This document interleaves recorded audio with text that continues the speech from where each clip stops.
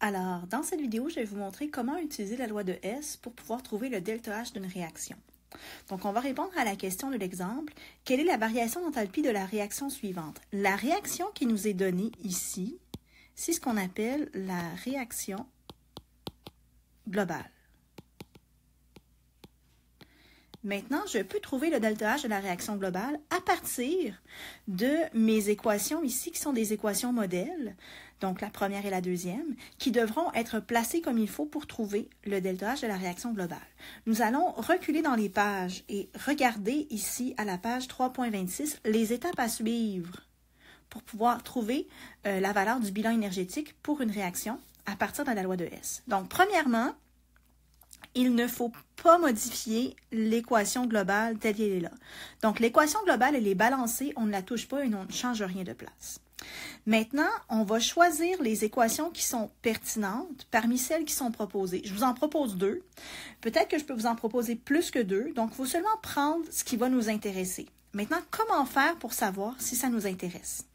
On va chercher les différentes substances qu'on retrouve dans l'équation globale et on va vouloir les placer de la même façon. Donc, ce qu'on va faire, c'est réorganiser les équations modèles en les inversant si nécessaire et en les multipliant pour retrouver l'équation globale. Je vais faire deux exemples avec vous, puis après ça, on va l'appliquer au problème.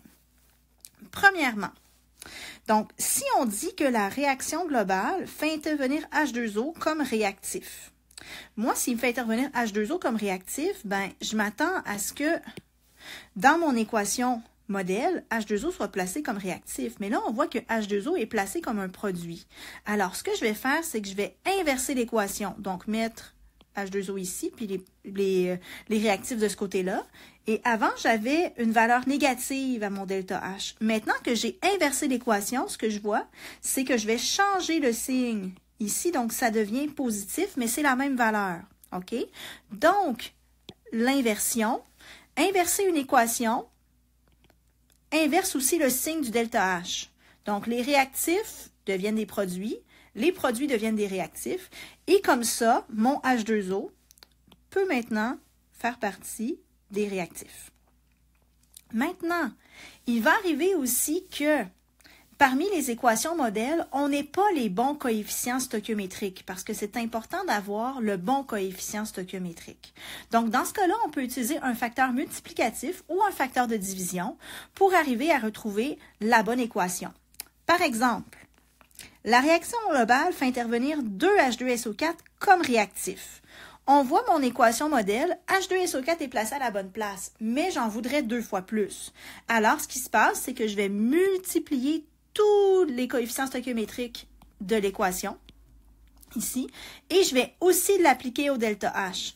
Donc, ce qui se passe, ici, mon 2 ici, je multiplie, j'ai 2 ici, maintenant j'ai 2 ici et 2 ici, et ce qui fait que je fais x2 pour mon ΔH, ce qui va m'amener à 1622 kJ. Une fois que j'ai replacé comme ça toutes les équations modèles, je n'ai qu'à additionner les équations pour trouver le ΔH de la réaction globale. Maintenant, additionner les équations qui ont été bien placées devrait amener à retrouver l'équation globale pour trouver le bon bilan. Si on met ça en application ici avec notre problème exemple, donc voici mon équation modèle. Excusez-moi, voici ma réaction globale. Maintenant, dans ma réaction globale, je vois que j'ai ici 2 CO. Et je vois que je retrouve CO ici parmi cette équation modèle-là et que j'en ai pas le bon nombre et qu'il n'est pas au bon endroit. Alors, ce que je vais faire, c'est que je vais inverser mon équation modèle et aussi je vais multiplier par 2. Alors, ce que je vais faire, c'est que je vais utiliser ici le bas pour replacer mes équations. Je vais utiliser la couleur pour que vous voyez comment je vais fonctionner. Maintenant, si je travaille sur cette équation modèle-là, ça va me donner 2CO gazeux, me donne 2 carbone solide, plus O2 gazeux. Maintenant, mon ΔH serait égal à une valeur qui va devenir positif, 221,0 kJ. Ensuite, prenons une autre couleur, le bleu. Je vois que j'ai de l'oxygène ici, que j'ai de l'oxygène ici et que j'ai de l'oxygène ici. Lorsque vous avez une substance qu'on retrouve dans plus d'une équation modèle, on va le laisser se balancer tout seul à la fin. Donc, va se balancer seul. On n'a pas à s'en préoccuper, on va en retrouver le bon nombre à la fin. Maintenant, prenons le vert. Donc, il me reste le CO2 gazeux. J'en ai 2. Ah, il est du bon côté, mais là, j'en ai 4. Donc, ce que je vais devoir faire, je vais le laisser au bon endroit, mais je vais diviser par 2, ici, tous mes coefficients stoichiométriques, ainsi que mon delta H. Ce qui va m'amener à avoir, dans ce cas-ci, j'ai 2 carbone solides plus 2 O2 gazeux qui me donne 2 CO2 gazeux. Mon delta H maintenant a une valeur de moins, je garde le même chiffre, 787,0 kJ. Maintenant, j'ai modifié mes deux équations modèles. Je vais les additionner pour voir si je retrouve mon équation globale. Il y a des choses qui peuvent se simplifier ici. Je vois que mes carbones peuvent se simplifier et je peux simplifier aussi une partie de mes O2. Donc, O2 ici et on va simplifier celui-là ici. Et on voit qu'on retrouve l'équation globale qui est 2CO gazeux plus O2 gazeux nous donne 2 CO2 gazeux. Maintenant, si je veux trouver le delta H, je peux maintenant additionner mes delta H de mes équations qui sont bien placées et ça me donne un delta H de moins 566,0 kJ. Donc, si on répond à la question B, j'ai un signe négatif, ce qui fait que la réaction sera exothermique.